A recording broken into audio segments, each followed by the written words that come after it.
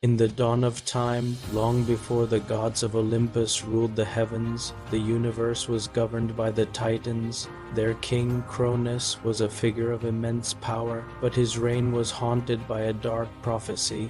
It was foretold that one of his own children would overthrow him, just as he had overthrown his father, Uranus. Gripped by paranoia, Cronus devised a chilling solution to secure his throne.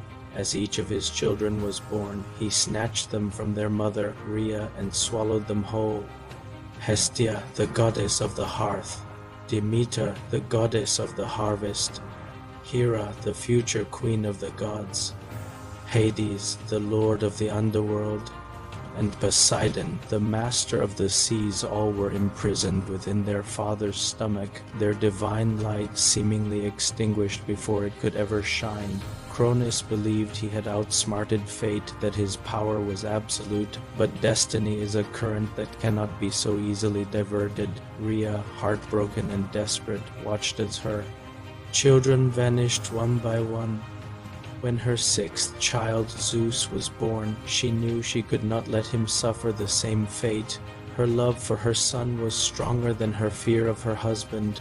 With a heavy heart, she hatched a plan. She found a large stone roughly the size and weight of a newborn and wrapped it tightly in swaddling clothes. She presented this bundle to Cronus, her face a mask of sorrow. Blinded by his own arrogance and haste, Cronus swallowed the stone without a second thought, convinced he had consumed his final child and secured his reign forever. But the real Zeus was far away, spirited to the remote island of Crete. There, in the deep, secluded caves of Mount Ida, the infant god was raised in secret. He was nurtured by gentle nymphs, Adrastia and Ida, who fed him honey and the milk of the sacred goat Amalthea. The Curetes, armored male dancers, clashed their spears and shields outside the cave, their rhythmic din drowning out the baby's cries, ensuring that his existence remained a secret from the tyrant king. Years passed, and in the wild, rugged landscape of Crete, Zeus grew from a hidden infant into a powerful and cunning young god. He was strong, charismatic, and filled with a burning desire for justice. The prophecy that had haunted his father now became his calling. He learned of his swallowed siblings, of his father's tyranny, and knew that he was the one destined to bring it all to an end. The time had come to confront Cronus and reclaim the family that had been stolen from him. Guided by Metis, the goddess of wisdom, Zeus devised a plan not of brute force but of cunning. He disguised himself and managed to become Cronus's cupbearer. One day he served his father a special potion mixed with wine. Cronus drank it down, suspecting nothing. Almost immediately the potent concoction took effect. The king was seized by violent convulsions, and to his horror, he began to regurgitate the children he had swallowed so long ago. First came the stone which he had swallowed in Zeus's place. Then, one by one, his children emerged: Hestia, Demeter, Hera, Hades, and Poseidon. They were no longer helpless infants, but fully grown, powerful gods and goddesses, eternally grateful to their youngest brother for their freedom. United at last, the six siblings stood together, ready to challenge the old order and claim their rightful place in the cosmos. The stage was set for a conflict of cataclysmic proportions. The war between the new gods and the old was not a simple battle. It was the Titanomachy, a 10-year war that would shake the very foundations of creation. The younger gods, who would come to be known as the Olympians, established their base on Mount Olympus. Across the valley, the Titans gathered on Mount Euphrates. The universe itself became their battlefield. The early years of the war were a brutal stalemate. The raw, primal power of the Titans was immense, and the Olympians struggled to gain an advantage, realizing they needed more than just their own strength. Zeus sought out powerful allies who had been imprisoned by Cronus. He descended into Tartarus, the deepest pit of the underworld, and freed the Cyclopes, the one-eyed giants who were master craftsmen. In gratitude, they forged legendary weapons for the three brothers. For Zeus, they created the thunderbolts, weapons that harnessed the rough fury of the storm. For Poseidon, they crafted a mighty trident capable of shaking the earth and commanding the seas. And for Hades, they made the helm of darkness, a cap that rendered its wearer completely invisible. Zeus also freed the Hecatoncheires, the 100-handed ones, terrifying giants with 50 heads and 100 arms each.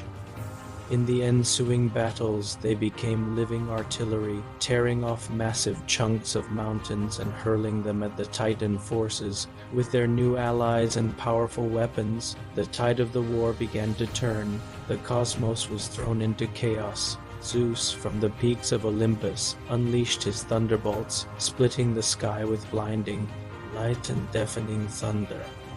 The earth groaned and the heavens burned. Poseidon struck the ground with his trident, causing massive earthquakes and tsunamis that battered the Titan's mountain fortress. Hades, cloaked in invisibility, moved unseen through the enemy ranks, sowing confusion and striking from the shadows. The 100-handed ones rained down a constant barrage of boulders, a relentless assault that the Titans could not withstand. The fury of the Olympians was unstoppable. Finally, after a decade of relentless war, the Titans' reign came to a crashing end.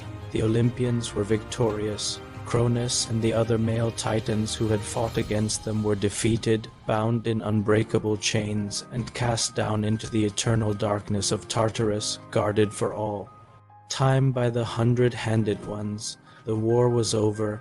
A new order had dawned. With their victory secured, Zeus and his brothers stood as the new masters of the universe. They decided to divide the spoils of their victory, to partition the cosmos among themselves. They drew lots to determine who would rule which realm. Zeus, as the leader of the rebellion and wielder of the thunderbolt, drew the grandest prize, the sky and the heavens. He became the king of all gods and mortals, his throne established on the highest peak of Mount Olympus. Poseidon, with his mighty trident, drew the vast and mysterious seas, becoming the ruler of all oceans and the shaker of the earth.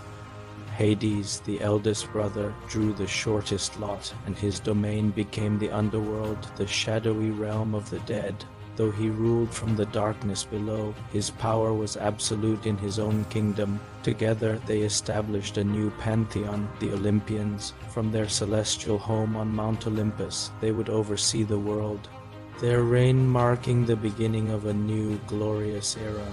The age of primal chaos was over. The age of divine order, led by Zeus, had begun.